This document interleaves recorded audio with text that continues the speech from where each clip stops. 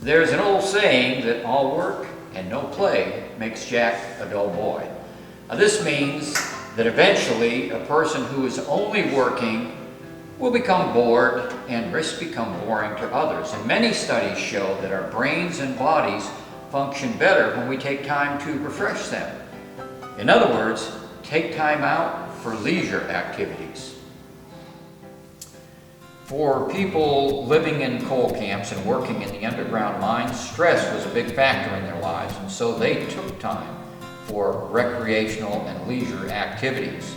Now, in the early 1900s, development of movie houses and theaters was a popular form of recreation, and also billiard parlors and bowling alleys. And people also liked to come to the local fountain where they could visit, and also it would double as a dance floor. However, the main form of recreation and leisure was baseball.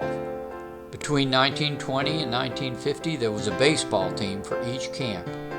Games were played on Sunday afternoons, and they were the most popular social event. Teams competed against each other, and the games were a source of camp pride. And coal company officials were known to hire workers because they were high-quality baseball players who could help out the team. In the 1940s, Hellier, Kentucky was the largest town in Pike County, even bigger than the county seat of Pikeville. Trains ran twice daily between the two towns, and frequently baseball teams were in competition and used the trains for travel. Hellier even had 3 baseball teams. And another piece of coal camp baseball trivia, Wayland in Floyd County had the first baseball field in Kentucky to have lights. Children, keeping in mind that years ago there were no phones, televisions, radios, or even video games, what do you suppose people living in coal camps did for recreation? Did they play any kinds of sports? Yes, they did. Baseball was very popular. What other activities do you think they were engaged in?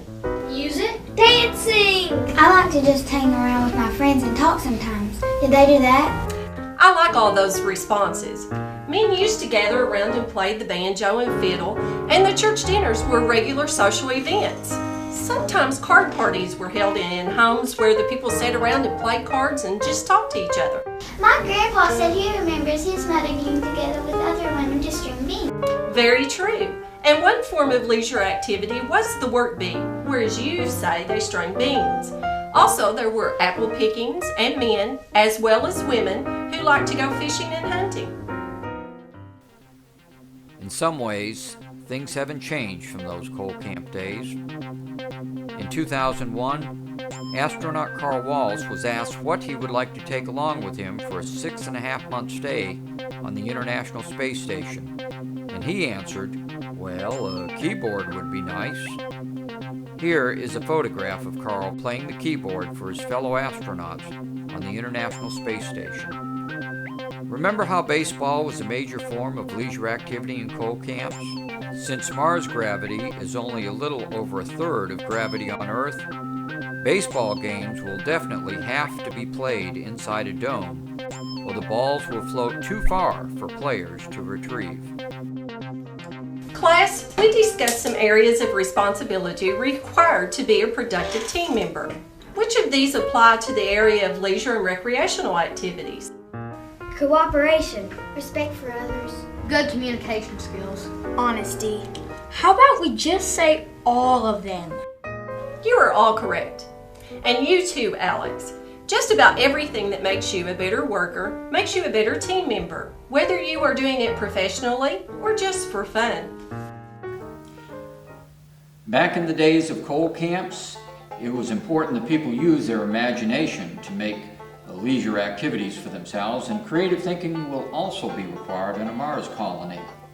Now, because it is so important to refresh our minds and bodies, you could say that preparing for and having fun is serious business.